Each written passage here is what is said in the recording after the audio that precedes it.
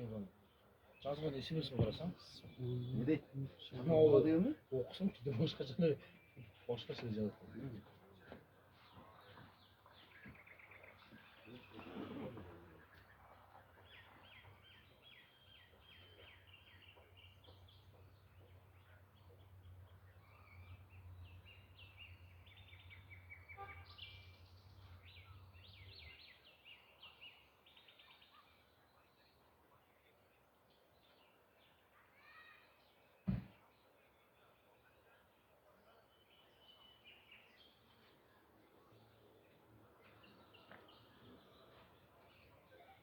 Yaxshi.